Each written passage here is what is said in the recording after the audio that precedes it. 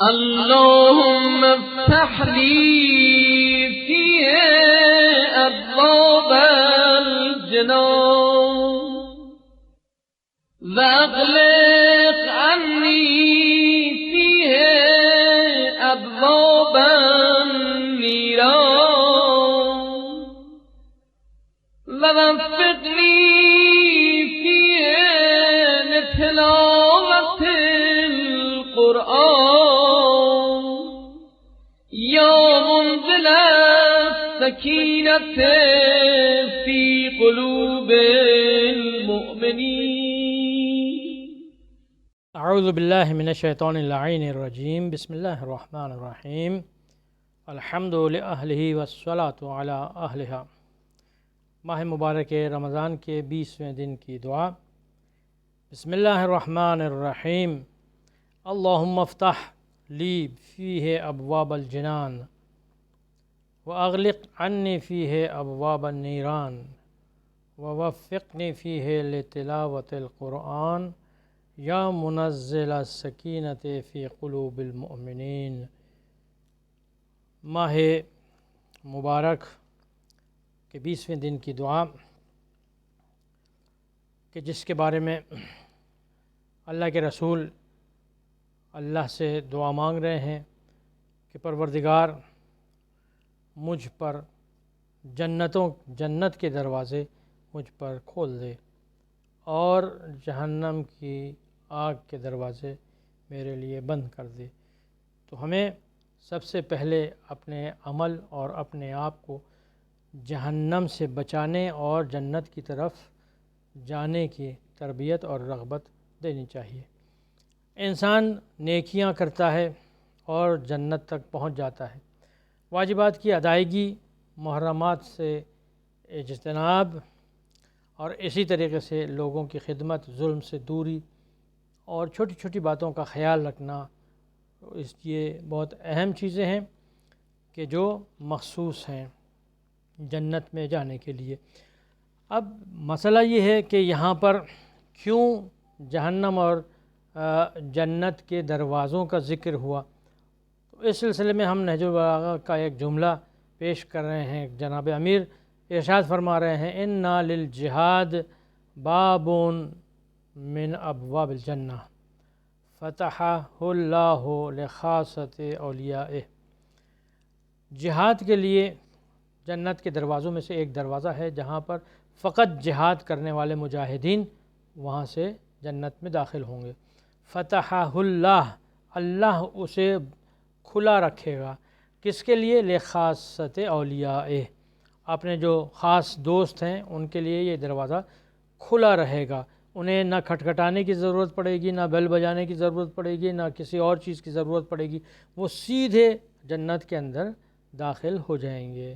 سورہ صاد میں فرمایا مفتحۃ لہم الابواب، وہ دروازے جنت کے کھلے ہوئے ہوں گے. گویا جنت ان کی منتظر ہوگی. وہ جنت کے منتظر نہیں بلکہ جنت ان کی منتظر ہوگی. دوسرا جملہ جو اہم ہے اس دعا میں وَأَغْلِقْ عَنِّي فِيهِ أَبْوَابَ النِّيرَانِ، اور آج کے دن مجھ پر جہنم اور آتش کے دروازے بند کر دے. انسان جب اللہ کی رحمت سے مایوس ہوتا ہے، لوگوں کو اذیت دیتا ہے، گناہ کرتا ہے، چھوٹے بڑے گناہ کچھ نہیں چھوڑتا، تو ایسی صورت میں ایسے افراد کو پھر اللہ اپنے غضب کا شکار بنا دیتا ہے. نبوی حدیث ہے کہ فرمایا کہ جہنم کے دروازے پر لکھا ہوا ہوگا انا حرام علی المتہجدین وانا حرام علی الصائمین وانا حرام علی المتصدقین، کہ یہ لکھا ہوا ہوگا کہ میں حرام ہوں ان لوگوں پر کہ جو تہجد گزار ہیں، جو نماز شب پڑھتے ہیں، ان کے لیے میں حرام ہوں. وَأَنَا حَرَامٌ عَلَى الصَّائِمِينَ، روزہ داروں کے لیے میں حرام ہوں. وَأَنَا حَرَامٌ عَلَى الْمُتَصَدِّقِينَ، صدقہ دینے والے، خیرات کرنے والے لوگوں کے لیے بھی میں حرام ہوں. یہ دروازے مجھ پر بند کر دے جو یہ دروازے جہنم کے دروازے ہیں پروردگار مجھ پر بند کر دے اور جنت کے دروازے میرے لیے کھول دے۔ سب سے جو کی ہے جو اس کا سمجھیں کہ گر ہے کہ کس طریقے سے انسان جہنم سے بچے اور جنت میں داخل ہو، وہ ہے حسن اخلاق۔ بہترین اخلاق انسان اپنے ساتھ رکھے، اپنا وتیرہ بنا کے رکھے، تو انسان پھر گناہ انسان کے حسن اخلاق گناہ کو ختم کر دیتے ہیں یا کم کر دیتے ہیں۔ ایک روایت واقعہ ملتا ہے سعد بن معاذ کا کہ آپ صحابی تھے اللہ کے رسول کے، اور جب آپ کا انتقال ہوا تو اللہ کے رسول نے ان کے تجہیز و تکفین کا انتظام کیا، اور جس وقت جنازے میں چل رہے تھے اللہ کے رسول تو اپنے پاؤں کے پنجوں کے بل چل رہے تھے۔ لوگوں نے دریافت کیا کہ آپ کیوں اس طریقے سے چل رہے ہیں؟ تو آپ نے فرمایا کہ میں دیکھ رہا ہوں کہ فرشتوں کی اتنی بڑی تعداد ہے، جم غفیر ہے فرشتوں کا اس تشییع جنازہ میں، تو میں اپنے آپ کو کم سے کم جگہ پر چاہتا ہوں کہ میں رہوں اور کسی کو اذیت نہ ہو۔ تو اس طریقے سے، لیکن وہ سعد بن معاذ کے جہاں پر فرشتے جن کی تشییع جنازہ میں آئے، وہ فشار قبر سے بچ نہیں سکے۔ کیوں؟ اس لیے کہ جس وقت سعد بن معاذ کی والدہ کے پاس اللہ کے رسول گئے، دیکھا تو وہ بہت خوش تھیں۔ انہوں نے کہا کہ سعد تم خوش نصیب ہو کہ تم جو ہے تمہاری تجہیز و تکفین تشییع جنازہ رسول خدا نے خود کیا ہے۔ اللہ کے رسول نے کہا کہ خاموش رہو، تمہیں معلوم نہیں ہے کہ اس وقت سعد عذاب میں مبتلا ہے، فشار قلب فشار قبر ان پر ہو رہا ہے۔ تو لوگوں نے پوچھا کہ اللہ کے رسول اتنا سب ہونے کے باوجود فشار قبر ہو رہا ہے؟ کہا کہ ہاں، ایک چیز جو سعد بن معاذ میں تھی وہ یہ تھی کہ گھر والوں کے ساتھ خوش اخلاق نہیں تھا۔ تو جہنم کی جو 7 نشانیاں ہیں کہ جو جہنم میں جانے والے ہیں، جہنمی افراد ہیں، ان کی جو 7 نشانیاں ہیں وہ روایت کے اندر اس طرح بیان کی گئی ہیں۔ پہلی، ترش روئی، یعنی اپنے چہرے کو بگاڑ کے رکھنا، جیسے مثلا غصے میں ہے، کوئی غضب میں ہے، اس طریقے سے رکھنا، یہ غلط ہے۔ فحش گوئی، خراب بات کرنا، گالی دینا، بری بات کرنا۔ بخل، یہ کنجوسی، قساوت قلب، دل انسان کا سخت ہو جائے، یہ بھی بہت بری بات ہے۔ نماز میں انسان ناغہ کرے، یہ بھی بری بات ہے۔ چھٹی اور یہ 7ویں یہ ہے کہ انسان ناقص روزہ رکھے، یعنی روزہ تو ہے بظاہر لیکن کچھ ایسے وہ کام کر رہا ہے غیبت اور وغیرہ وغیرہ کہ جس کی وجہ سے روزہ ناقص ہو گیا ہے۔ اسی طریقے سے آخری جو چیز ہے وہ سلام میں انسان سلام کرنے میں بخل کرے۔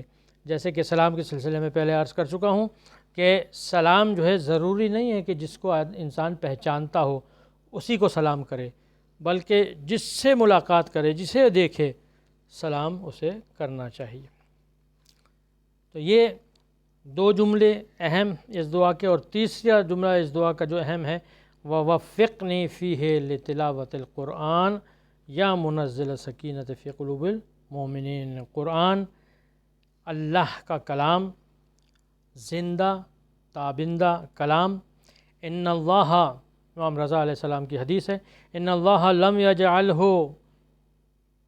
زمان دون زمان وناس دون ناس فہو فی کل زمن جدید۔ اللہ نے قرآن کریم کو، اپنے کلام کو کسی ایک زمانے کے لیے نہیں بنایا، نہیں بھیجا، اور نہ کسی ایک شخص کے لیے بھیجا، کسی ایک قبیلے کے لیے بھیجا، بلکہ فہو کلام، یہ جو قرآن ہے وہ فہو فی کل زمن جدید، یہ ایسا کلام ہے کہ جب بھی آپ پڑھیں، اگر تھوڑی سی آپ کے اندر معرفت ہے تو آپ محسوس کریں گے کہ یہ تازہ کلام ہے، بالکل ابھی آیا ہے۔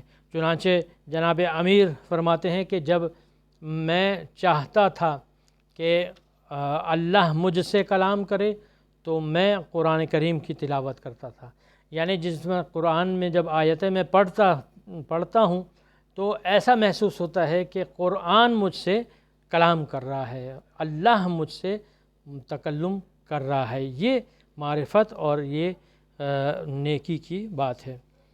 پھر اس کے بعد فرمایا نوّروا بیوتکم بتلاوت القرآن، اپنے گھروں کو تلاوت قرآن سے منور کرو، اپنے گھروں کو نور قرآن سے منور کرو۔ بہت عجیب و غریب یہ کلام ہے، انسان کو چاہیے کہ اس کلام سے ہدایت لینے کی کوشش کرے۔ لکل شیء ربیع وربیع القرآن شہر رمضان، ہر چیز کے پاس، ہر چیز کے ایک بہار ہے، ہر چیز کا ایک بہار کا موسم ہے، اور قرآن کریم کی بہار ماہ مبارک رمضان ہے۔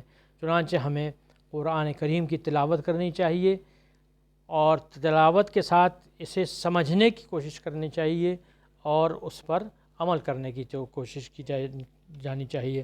اس لیے کہ یہ جو دل ہے، یہ جو قرآن ہے، یہ دلوں کو صاف کر دیتا ہے۔ اگر دلوں کے اوپر گناہ کی وجہ سے، کسی اور وجہ سے دلوں پر زنگ آ گیا ہے، دلوں پر آلودگی آ گئی ہے، تو قرآن کے تلاوت کے ذریعے سے اپنے آپ کو پاک صاف انسان کر سکتا ہے۔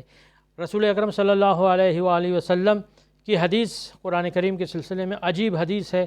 3 صفتیں قرآن کی بیان کی ہیں۔ فَإِنَّ قِرَأَتَهُ، فرماتے ہیں کہ اس کی قرأت، اس کا پڑھنا قرآن کا کفارۃ للذنوب، سب سے پہلا ذنوب کے لیے، گناہوں کے لیے یہ کفارہ ہے۔ قرآن کی تلاوت گناہوں کے لیے کفارہ ہے۔ وَسَتْرٌ فِي النَّارِ، اور آتش جہنم کے لیے یہ ڈھال ہے، آتش جہنم قاری قرآن تک نہیں پہنچے گی۔ وَأَمَانٌ مِّنَ الْعَذَابِ، اور اللہ کے عذاب سے امان اور پناہ ہے۔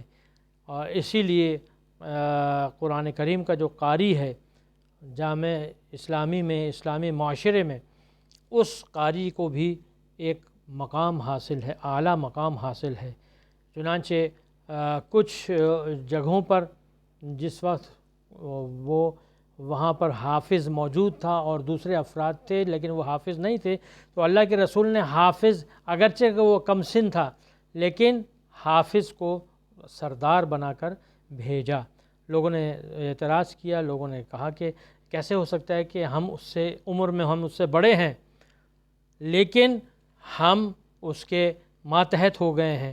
اللہ کے رسول نے کہا کہ اس کی وجہ یہ ہے کہ وہ حافظ قرآن ہے، وہ قرآن جانتا ہے۔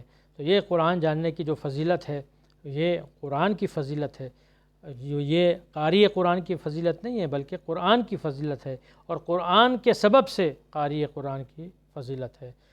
چنانچہ ہمیں اپنے آپ کو اپنے معاشرے میں، اپنے گھروں میں بہت افسوس کے ساتھ کہنا پڑتا ہے کہ قرآن کی تلاوت کو رسم کے طور پر انٹروڈیوس کرانا چاہیے، اور اس پہ باقاعدہ کلاسز ہونی چاہیے، اس کی تفہیم ہونی چاہیے تاکہ انسان اس کو سمجھنے کے بعد اس پر عمل کی کوشش کرے۔